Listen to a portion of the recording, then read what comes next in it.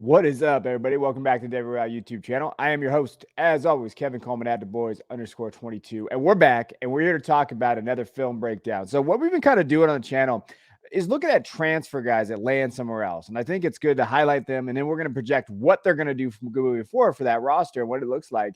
And, when you look at it, Jaheim Bell just transferred, South Carolina tight end, kind of hybrid slash player to Florida State. And we're looking at Bell and just thinking, okay, what can he be moving forward, right? And then this offense. And I'm telling you right now, Florida State is probably my pick right now to win the ACC next year. They are absolutely loaded coming back with Jordan Travis, who should be a Heisman hopeful.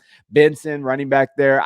There's just so much talent. Then they're looking at the recruiting class that we're talking about. And Bell really highlights what they want to do. And it's a great grab. I mean, it's one of the best players in the transfer portal right now. I think they have him fourth in the transfer portal. He's a 4-star transfer portal guy. And just what he can do, his versatility, all that kind of stuff on this offense is something that we really got to get excited about. So let's just talk about what Bell has done. Like, let's just look at the numbers and everything. So you're going to notice the numbers. So things that stand out about it, like his first year obviously hasn't really done much in that year. Kind of play one game. 2021 though, 11 games, 30 receptions, 497 yards, and 5 touchdowns. He really came into his own that year. So when you're watching the tape and you're seeing them, like if you really want to see what he could do as a receiver, that's the year that you really want to watch, just in terms of what he did on the field, where he kind of was at in terms of how South Carolina used him. Now, the next year, so you see that next year, he kind of dipped down in production. I think that's part of the reason why you're going to see him move. But even though that's his receiving, what we saw him get used is actually in the rushing attack a little bit. He had 261 yards rushing and 3 touchdowns. So that's not on the screen.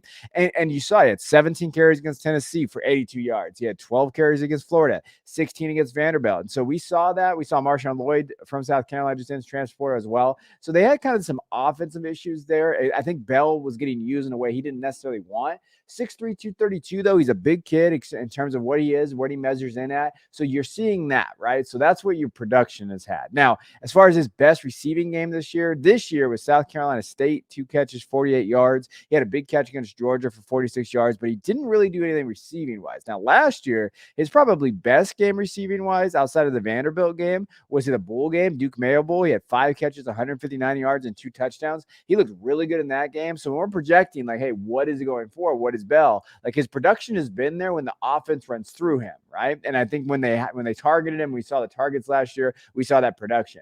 He's used more as a runner this year. That's where you've seen that production difference in receiving. Now, what does he do well? So let's kind of talk about him. First, athleticism pops off the tape. You're going to see that, like thick, muscular build. He's got a freaking explosive athletic profile. When you watch him play, he's dynamic. Whenever he gets the ball in his hands, he's dynamic. Now, I think the issue has been them not getting the ball in his hands, but when he does, he's impressive. He's got size, he's got speed, he's got physicality. Like, he's got a lot of those things that you like to see from him.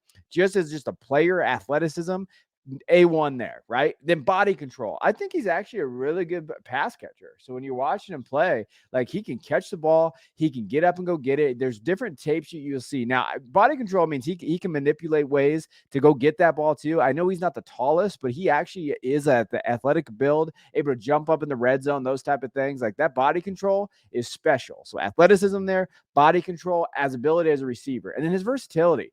Like, he legitimately can get lined up anywhere. So in this offense, this Florida State offense that we're going to see, the ability to be able to use him kind of in 12 personnel as an H-back, in line, in the slot, at running back, fullback. Like, there's so many different possibilities for him. He's probably one of their most versatile weapons. He's going to open up Florida State's offense. So when you're looking at what he does well, he has that. Like, I think he's really just a hybrid Debo Samuel. I think that's really what he's looking at. And he's just a big guy. Like, when you're looking at the size and the frame, and he can do it all. Like, that's what I like about him. I thought they raved about his work ethic. So the coaching staff there, intelligence, versatility, like, that's what they raved about. Like, those are the type of things. And I think versatile has to stand for just not just like versatile player, versatile just person, athlete, intangibles, all that kind of stuff. Like, he does that. And intelligence, for me, the way he kind of did it, and the coaches talked about it, like, he's going to pick up this offense great at Florida State. And that's one of those things you like to see. Now, as far as like the concern, so production, obviously, yeah, we've kind of limited. We kind of talked about his production as a receiver this year, a reason why he lacked that,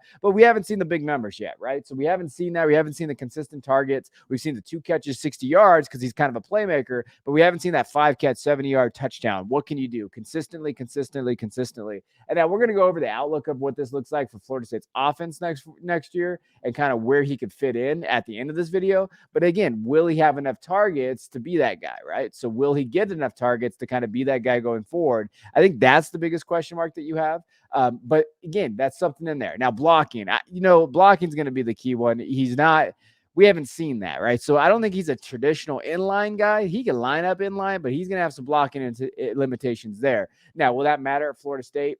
Probably not. I don't think they're going to use him that way, but I do think projecting for the NFL, like we try to do on this channel, like just talking about, hey, he's NFL prospects, I think that question mark is like he's positionless, right? So that's position there. Like we're not seeing a traditional position guy. Now, I think that we've kind of shifted away from that generally in the NFL a little bit, but not enough for him to where like, hey, what are you, right? I think he went to some place where he thought he could play receiver, where he's going to play tight end, where he's going to get those targets because of that, because he's like, hey, why the hell am I playing running back? But I do think that he excels at those positions that allows him to be versatile. So it's kind of a catch-22 for Bell. Like, what does he want moving forward?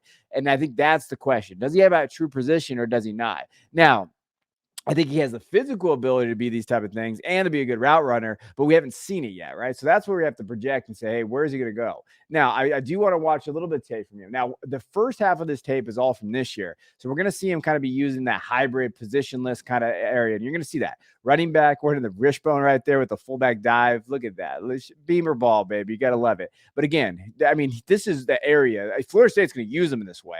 They have to envision that, right? And again, coming out of here, you'll see it here. His ability to come and catch it over the shoulder. Like he's a good receiver. That's on the outside. He's lined up outside. He's not lined up in line, not lined in the slot, outside. Then we go. Ball catches out of the backfield. Like I really like this catch here. So we're watching it here.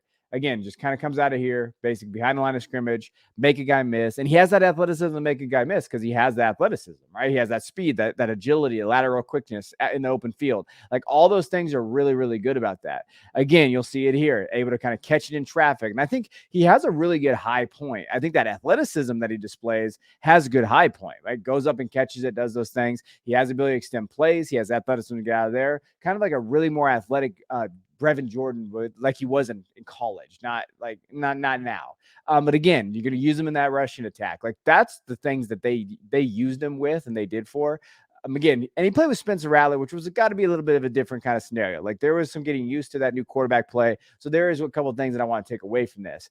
But again, will they use him like this? I think Florida State can. Obviously, we know Florida State and where they have. We know Trey Benson is there, but maybe they use him in these different molds and these different areas. That's what South Carolina did. Now, this is from his 21 tape. So this is from 2 years ago when he's more of a better pass catcher.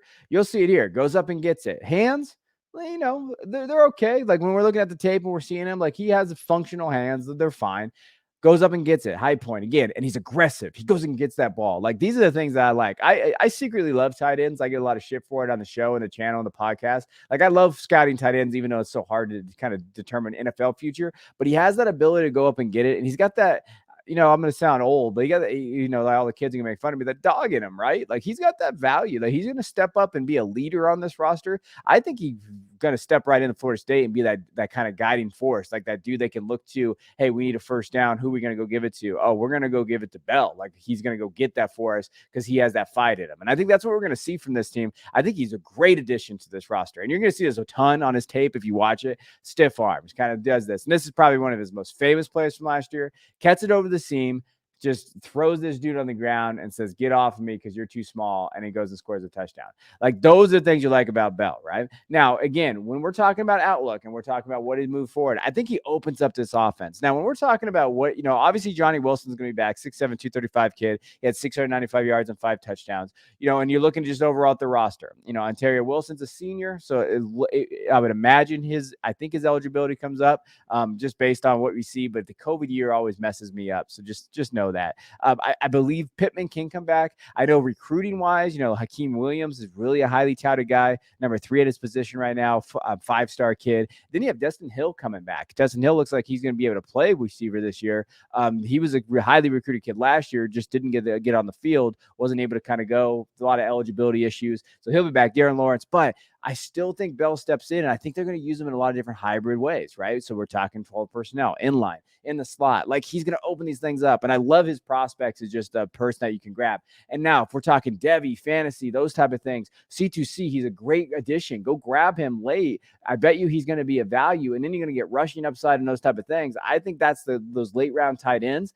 Bell could be one of those guys you go grab late, but I do think this is a great grab at Florida State, a team that is in the running. If I had to pick and I had to decide, hey, who could be an ACC sleeper, the team that maybe could go win it and be really a contender, they were playing the best football down the stretch. Those 5 games that they played at the end of the year, like, they were the best team in the ACC. Had they not lost a couple of those games in October, they'd be there. Bell adds that to them, and I love this addition. This is a great grab by Norvell and his staff. Shout out to Florida State. So I appreciate you guys. Hey, if you haven't checked it out, check out the Patreon. We are selling a bowl guide right now. So if you're watching this the week of December 13th, before the bowl started, we did 41 bowl previews, highlights, who you should be watching, all of that. If you love college football, please check it out. Patreon's $3 a month. That's it. That's all I have to do. So you check that out. Hit that like and subscribe button. Let us know how we're doing. We appreciate all the support we've gotten on this channel the last 2 months. Until next time, I'll see you all later.